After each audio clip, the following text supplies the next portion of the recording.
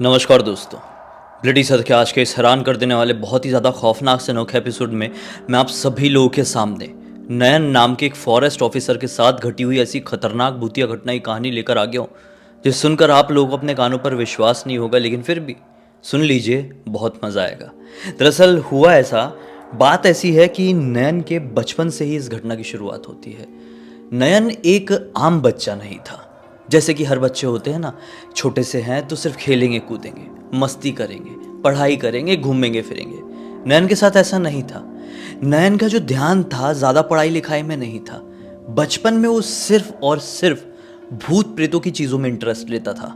चाहे वो भूत प्रेतों की कहानियाँ हो गई, फिल्में हो गई, सीरियल्स हो गई या खेल खिलौने हो गए, सिर्फ और सिर्फ ऐसी डार्क एंटिटीज से जुड़ी हुई चीज़ों से वो बहुत ज़्यादा खुश हो जाता था। वो उसमें ही रुचियाँ लेता था। बात ऐसी थी कि इसका पूरा का पूरा बचपन वैसा ही निकला। मतलब 6 साल की उम्र से उसने अपना होश संभाला, तो उसको याद है 6 साल की उम्र से लेकर लगभग 12 साल की उम्र तक वो ऐसा ही करता रहा। फिर उसके बाद ये लोग जहाँ पर रहते थे, जिस छोटे से गांव में इसके परिवार लोग रहते थे ना, उस गांव को इन लोगों ने छोड़ दिए और उस गांव को छोड़कर ये लोग एक दूसरे शहर में शिफ्ट हो गए। इस शहर में शिफ्ट होने के बाद इसकी थोड़ी संगति बदली, माहौल बदला और उसने शहरी जगह को देखा, तो बचपन की चीज़ें कहीं पीछे छूट गई। उसका इंटरेस्ट कहीं धरा का धरा रह गया। अब वो नए लोगों से मिलके, नए दोस्तों से मिलके बहुत खुश हो जाता, उनके साथ खेलता कूदता, उनके साथ बहुत सारा टाइम स्पेंड करता। अलग ही जगह थी नहीं। फिर ऐसा करते करते और समय बीता और अब नयन बड़ा हो गया। नयन अपना क्लास 12th क्लियर किया तो ये पाया कि यार मुझे पढ़ाई लिखाई में बहुत ज़्यादा इंटरेस्ट आ गया। उसने बढ़िया से पढ़ाई लिखाई किया, गवर्नमेंट एग्ज़ाम दिया और एक अच्छे खासे फॉरेस्ट ऑफिसर के तौर पर उसकी बढ़िया वाली जॉब लग गई। इसको ये जॉब मिली कोई एक छोटी सी जगह पर। अब देखो, फॉरेस्ट डिपार्टमेंट में जो फॉरेस्ट रेंजर्स वगैरह होते हैं वो नॉर्मली ऐसी जगहों पर ही रहते हैं जहाँ पर घना जंगल लगा हुआ रहता है। छोटी जगहों पे ही ऐसे जॉब मिलते हैं, लेकिन जॉब बड़े वेल सेटल्ड होते हैं। तो नैन ने भी सोचा कि लाइफ तो सेट हो गई है, ये जॉब पकड़ लेता हूँ और शिफ्ट हो जाता हूँ वहाँ पर। वो पहुँच गया उत्तराखंड के एक छोटे से टाउन में। इस छोटे से टाउन में इसने एक बढ़िया सा बड़ा सा घर ढूंढा जो कि 3 BHK का था, क्योंकि उसका शुरू से ऐसा था कि मुझे लेविश लाइफ जीनी है। वो इस 3 BHK के घर में शिफ्ट हुआ तो बहुत अपने आप को अकेला पाया। अपना अकेलापन खत्म करने के लिए उसने फिर से अपने बचपन का रास्ता चुना, क्योंकि बचपन में जब कभी भी वो ऐसी भूतों की कहानियाँ पढ़ता था, भूतों की फिल्म्स देखता था, तो उसे ऐसा लगता था कि हमेशा मेरे आसपास कोई है। तो वो दिन में अब अपनी नौकरी पर जाता और शाम के वक्त जब घर पर आता तो भूत प्रेतों की कहानियाँ पढ़ने लगता। बहुत पढ़ता, इतना पढ़ता कि पता ही नहीं चलता कि कब रात बीत जाती, कब सूरज की रोशनी दिखने लगती। ऐसा कि मानो वो भूत प्रेत की कहानियों की दुनिया में खो सा गया था, अपने आप को भुला दिया था। ना जाने कितना समय बीत गया था, वो किसी से ढंग से बात भी नहीं करता था। कहीं पर बैठा है तो सिर्फ और सिर्फ उसकी आंखों के सामने भूत प्रेत ही उसे नजर आ रहे हैं। ऐसे करते करते और समय बीत गया। फिर एक दिन वो किसी के घर पे, उसके कॉलीग ही रहे होंगे, उसके घर पे वो किसी पार्टी के लिए गया। उस पार्टी में उसने अपने आप को एक बड़े से आईने में देखा और उस आईने में देखकर वो खुद को चौंक गया, क्योंकि ये बहुत दिन बाद अपने घर से बाहर और अपने ऑफिस से बाहर किसी दूसरी चीज के लिए निकला था। इस घर में आके इसने जब खुद को इस बड़े से आईने में देखा तो चौंक इसलिए गया क्योंकि इसका पूरा वजन बहुत खतरनाक तरीके से घट चुका था। आंखों के नीचे डार्क सर्कल्स पड़ चुके थे, चेहरा मानो पूरा अंदर घुस चुका था।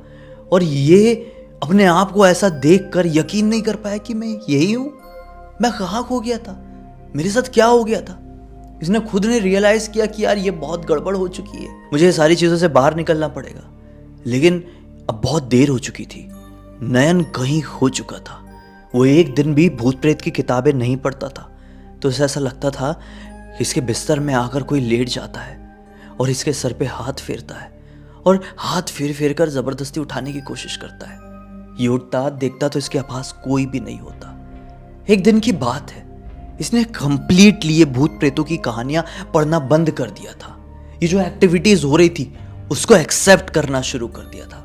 इसको मालूम था कि जो कुछ भी हो रहा है ये यहाँ पर है, यहाँ पर नहीं है।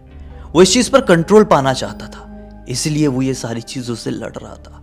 एक दिन की बात है, रात में तकरीबन 1 बजे के आसपास अचानक से इसकी नींद लगी हुई थी।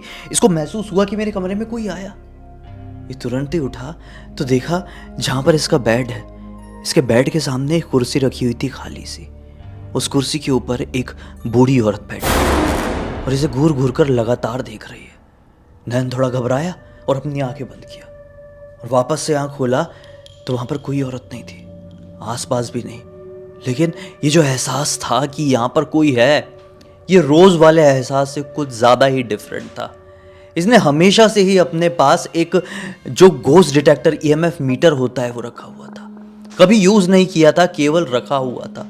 उसने वो ईएमएफ मीटर उठाया और अपने घर में उसको लेकर घूमने लगा। कहीं पर भी कुछ समझ में नहीं आया, लेकिन जैसे वो अपने बेड के पास पहुंचा तो वो मीटर की रीडिंग इतने खतरनाक तरीके से हाई हुई कि उसके हाथ से वो गिर गया।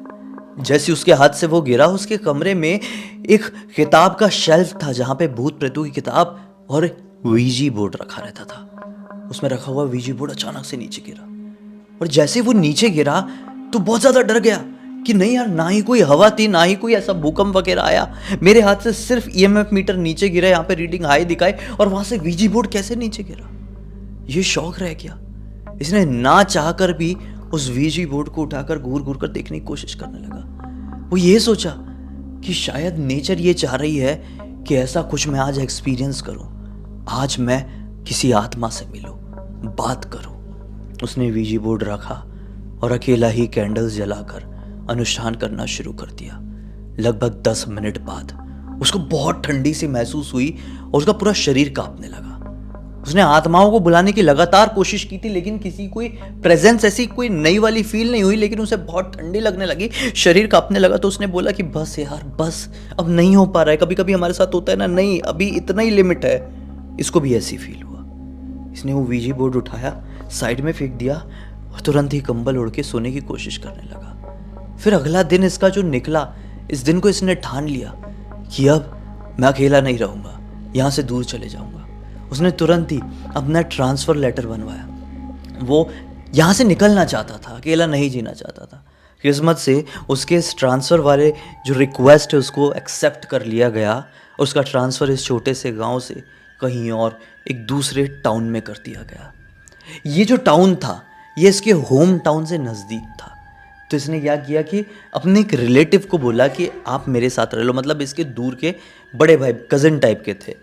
उनको बोला कि आप मेरे साथ रह लो। कज़न ने बोला ठीक है, मैं तेरे साथ रह लेता हूँ। अब ये शहर में आ चुका था और अकेलेपन की दुनिया को बुला चुका था। ये ठान तो चुका ही था कि मुझे ये फिर से सब कुछ नहीं करना है, मुझे ऐसे पागलपन, ऐसी डार्क दुनिया में नहीं जाना है। वो अपने कज़न के साथ अपनी नौकरी चाकरी में, ये शहरी दुनिया में बहुत ज़्यादा इन्वॉल्व हो गया और फिर से वो सब कुछ को भुला चुका था। लेकिन एक दिन की बात है, उसको उसके एक बचपन के फ्रेंड का फ़ोन आता है। बोलता है कि यार भाई, मैं तेरे शहर में आया हुआ हूँ, थोड़ा एक रात के लिए स्टे मिल सकता है क्या?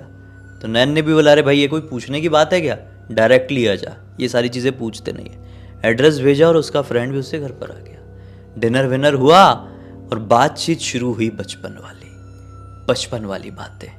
बचपन तो नैन का केवल एक ही पॉइंट में फोकस था और वो थी भूत प्रेतों की दुनिया, भूतों की कहानी की दुनिया।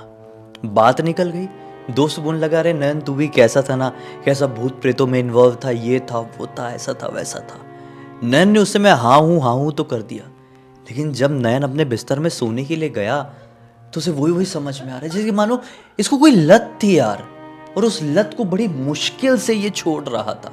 लेकिन कुछ ना कुछ ऐसा अचानक से हो जाता था कि वो चीज़ इसके पास खींची चली आती थी।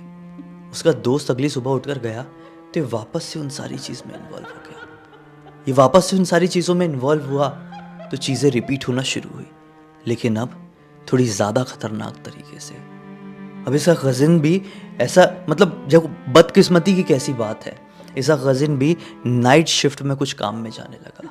उसका कुछ रहा होगा भाई नाइट शिफ्ट का काम, वो अपने काम में लगा रहता है नाइट शिफ्ट में, और ये ऑफिस से लौटकर नाइट के टाइम में पता नहीं क्या करता रहता। अगर ऐसी सिचुएशन हो गई थी, सो कोई देख लेता ना उस कंडीशन में तो बोलता कि वो पागल हो चुका है, कभी दिया जला के बैठ जाता तो कभी कैंडल जला के, तो कभी कोई मंत्र पढ़ता, तो कभी कोई भी किताब, तो कभी किसी जानवर के बाल काट के ले आता, तो कभी किसी का कुछ उखाड़ के किसी कुछ हड्डी ले आता, कुछ भी करता। जो सुनता था वो करता था। वो बस कैसे भी करके एक और बार किसी आत्मा को अपने सामने देखना चाहता था, उससे बात करना चाहता था, उससे अपने सवालों के जवाब पाना चाहता था। फिर अचानक से इसकी लाइफ में ऐसे बदलाव आ गए कि ये उठता भी था ना तो इसको इसके कमरे में 10-10, 12-12 लोग दिखाई देते थे, बहुत खतरनाक तरीके से। इसने जैसे तैसे करके वो चीज़ों से फाइट करके अपने एक डॉक्टर के पास पहुंचा। बोला कि मुझे मेरी इस लत से बाहर निकालो सर। डॉक्टर ने उसका ट्रीटमेंट शुरू किए, उसको दवाइयाँ देना शुरू किए, ऐसी दवाइयाँ देना शुरू किए कि वो ऑफिस से लौटे, खाना खाए और ये दवाई खाए तो खतरनाक वाली नींद आने लगे। सिर्फ नींद ही थी जो उसको ये सारे पचड़े से बाहर निकाल सकती थी। वो निकल भी गया।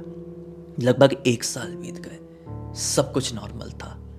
फिर एक रात को वो अपने ऑफिस से लौट रहा था घर की तरफ। पता नहीं कहां से एक ठंडी हवा का झोंका उसके चेहरे को छूकर गया है। वो घर पे पहुंचा है, लेटा है, दवाई खा के मतलब नींद में जाने की कोशिश की है ये अचानक से उसको ऐसा हुआ कि मेरे कमरे के अंदर कोई एंटर किया है। इसको ऐसा लगा कि मेरे कजिन भैया जो हैं वो आ गए अपने काम से या किसी काम से घर पर आए हैं, लेकिन वो कजिन भैया नहीं थे, वो कुछ और था। इसको ऐसा महसूस हुआ कि कोई तो आया है। ये गहरी सी नींद में जा रहा था, इसलिए इसने उठकर देखने की कोशिश नहीं किया।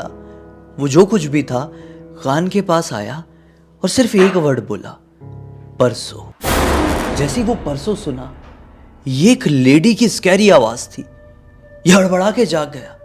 ये क्या था भाई, ये कौन था? आसपास देखा, कोई भी नहीं। तुरंत उठ के दरवाजे देखने की कोशिश किया, सारे दरवाजे खिड़की सब अंदर से पैक्ड है। भैया भी नहीं आए थे। ये पूरी रात ये सो नहीं पाया।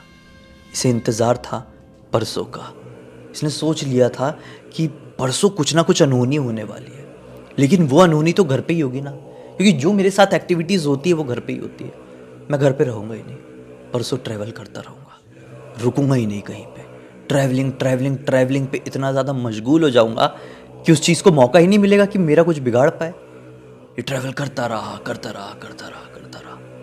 और शाम के 7 बजे के आसपास एक तेज रफ्तार से ट्रक आ रहा था। इसकी बाइक को इतनी खतरनाक तरीके से टक्कर मारा कि बस वहीं पर इसको हाथ और पैर में इतनी खतरनाक, इतनी लिमिट क्रॉस चोट आई है कि मैं आप लोगों को क्या बताऊं। किस्मत इसकी ऐसी थी कि इसने हेलमेट पहना हुआ था। अगर ये हेलमेट नहीं पहना होता ना तो आज मैं ये कहानी आप लोग को शायद सुना नहीं रहा होता। उसकी पक्का वहीं पर मृत्यु हो गई होती। बहुत खतरनाक एक्सीडेंट था। सिचुएशन ऐसी है कि इसके एक हाथ और एक पैर में रॉड लगी हुई है और अभी भी ये अच्छे तरीके से दौड़ नहीं पाता है, एक्सरसाइज नहीं कर पाता है। नयन को ये सब कुछ फेस किए हुए आज पूरे 7 साल हो चुके हैं। 2016 में ये सारी चीज़ें घटना लगभग ये एक्सीडेंट के बाद ख़त्म सी हो गई। ये भी घबरा इतना गया था कि घर वालों को बोला कि अब मेरी शादी करा दो, अकेले नहीं रहना चाहता। शादी हुई है, पत्नी को सारी बात बताया और पत्नी ने इसकी बहुत ज़्यादा हेल्प की है, बहुत ज़्यादा, कि ये सारी चीज़ों से वो बाहर निकल सके। स्पिरिचुअल हो गया है, मंदिर जाता है, प्रार्थना करता है और ऐसी चीज़ों में कभी ना इन्वॉल्व हो, बस भगवान से यही कामना करता है। और अब टचवुड 7 साल हो गए, सब कुछ ठीक भी है।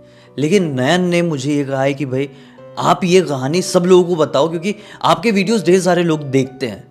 बहुत सारे लोग इन्फ्लुएंस भी होते होंगे और इन्फ्लुएंस होकर ऐसे डार्क वर्ल्ड में एंटर करने की कोशिश करते होंगे, सोचते भी होंगे। लेकिन ऐसी सारी चीज़ें सोचने से ही ना आपके आसपास क्रिएट होने लगती है। और एक बार ऐसी सारी चीज़ें क्रिएट होने लगे तो आप समझ भी नहीं पाएंगे कि ये सच्चाई है या मेरी कोई बीमारी। लेकिन जब आप समझ पाएंगे बहुत लेट हो चुकी होगी। ये चीज़ें आपके ऊपर बहुत ज़्यादा हावी हो चुकी होगी और आप अंदर से टूट चुके होंगे। सबकी किस्मत नयन जैसी नहीं होती जो हर बार इतनी वर्स्ट कंडीशन में जाकर बाहर निकल जाए। उम्मीद करता हूँ कि आज इस कहानी के जरिए आप लोगों को एक बहुत अच्छी सीख मिली होगी, एक अच्छा मनोरंजन भी। तब तक इस वीडियो को देख लिए हैं तो लाइक ज़रूर कर देना, चैनल को सब्सक्राइब करके बेल आइकन दबा के ऑल के ऑप्शन में क्लिक करना है, क्योंकि इसी तरह के हैरान कर देने वाले खौफनाक वीडियोस डेली आप लोगों के सामने लेके आता रहता हूँ। इंस्टाग्राम की लिंक इस वीडियो के डिस्क्रिप्शन बॉक्स में मिल जाए, क्लिक करके डायरेक्टली वहाँ पर पहुँच जाना। और इसी तरह की कोई भी कहानी, टॉपिक या जानकारी आप लोगों के पास भी है तो लिख भेजना। हो सकता है मेरा अगला वीडियो कल आप लोगों के हिसाब से बन रहा हो। तो चलिए कल फिर से मिलता हूँ, तब तक के लिए बहुत बहुत धन्यवाद। आप लोगों का दिन शुभ हो।